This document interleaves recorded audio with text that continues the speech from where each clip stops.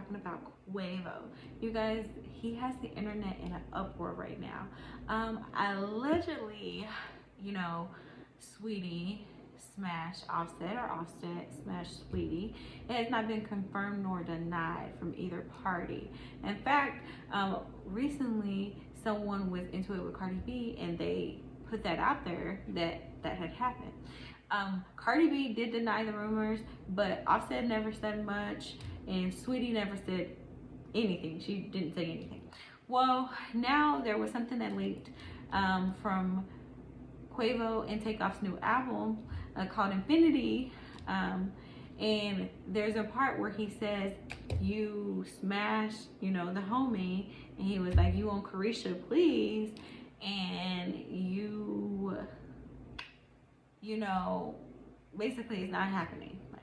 Well, if you don't know, Saweetie went on Carisha Please, and she basically said that Quavo was the love of her life, and she could see herself marrying him. So Quavo is definitely talking about Saweetie, but we don't know if Saweetie and Offset actually had a situation.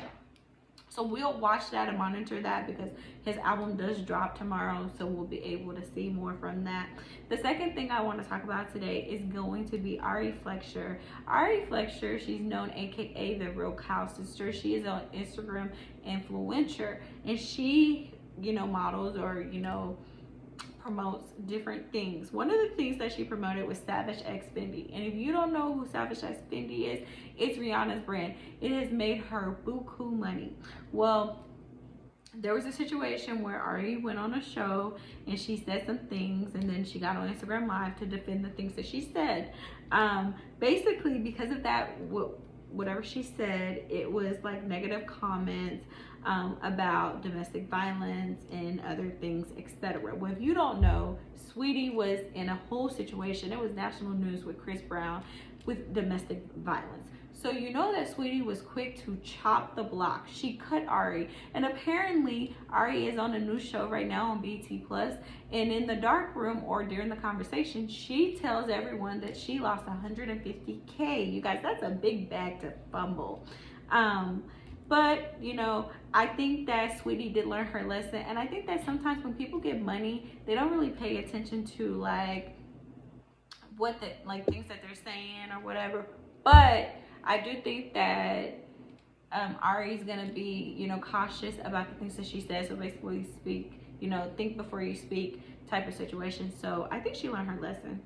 The last thing that I want to address is going to be Nicki. Nicki Minaj has made history. She had a song that came out, Fine 9, that is a remix to another song that was already remixed, and she was featured on. She used 9 different girls, which has never been done in Trinidad, Jamaican history.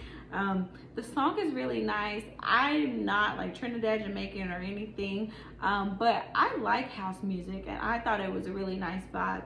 Nicki has already went #1 on iTunes already. I think like this morning I was looking at chart data, posted that she was #1, and I was like, wow, it's only been out for just a little bit. But I do want to say that I was watching some videos, and people were talking about the whole Nicki Cardi situation, and basically saying like it's not fair.